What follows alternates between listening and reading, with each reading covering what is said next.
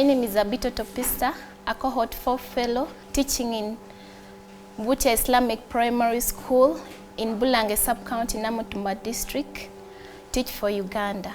In enforcing classroom procedures and routines, it entails a lot of things. First of all, like when you're entering the class, they have to welcome the teacher. Then after that, they have to wait for instruction from the teacher on what to do.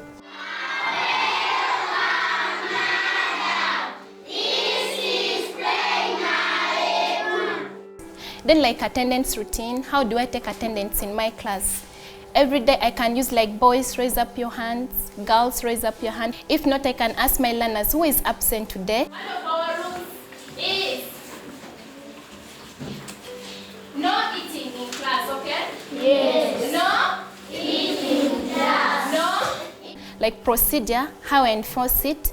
First of all, like I have rules and regulations in my class, and these rules and regulations, my learners are also involved in coming up with them, so they know like when I do this, I'll face this consequence. So it really helps my class to be orderly during the lesson.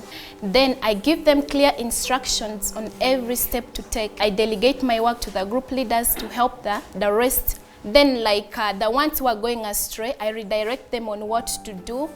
And this is really good because you see that teamwork, there is collaboration. Even the silent kids in class, during group work, they get involved because at times they learn better with their peers. There's that interpersonal relationship built between the kids. Then also besides that, like they tend to build a confidence in themselves. They'll be like, hey, I think I can make this also. I think I can come up with this. Then also you see that like they develop that personal skills within themselves.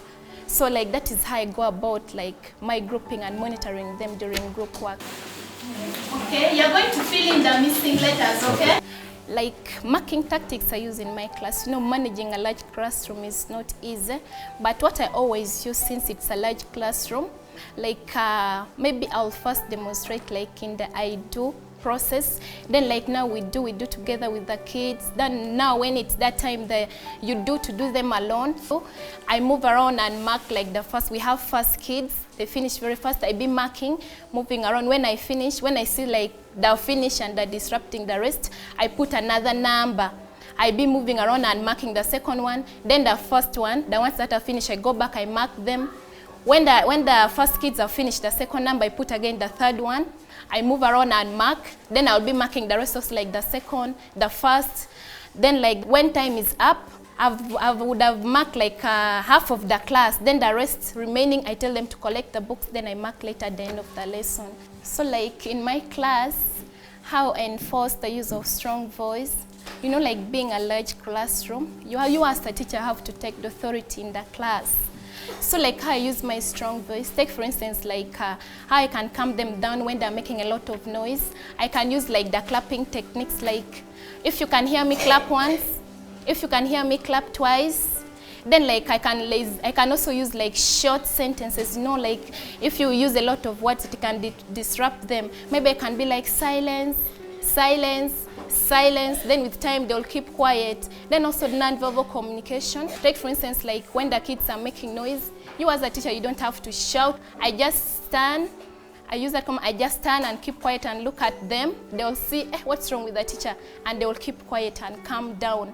Then also like using that quiet power over the kids. When they're shouting, use the teacher, you don't have to shout up also like and compete with them.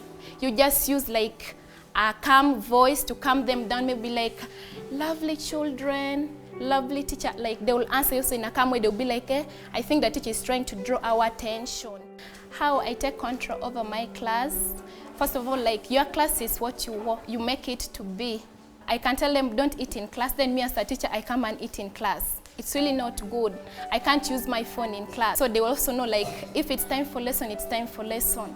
I don't punish the entire class for the misbehavior of one person. When there's a misbehavior in class, you deal with it immediately. The other behavior that you can't wait, you have to deal with it immediately. I offer praises to the kids. When someone says something, they have to praise the person.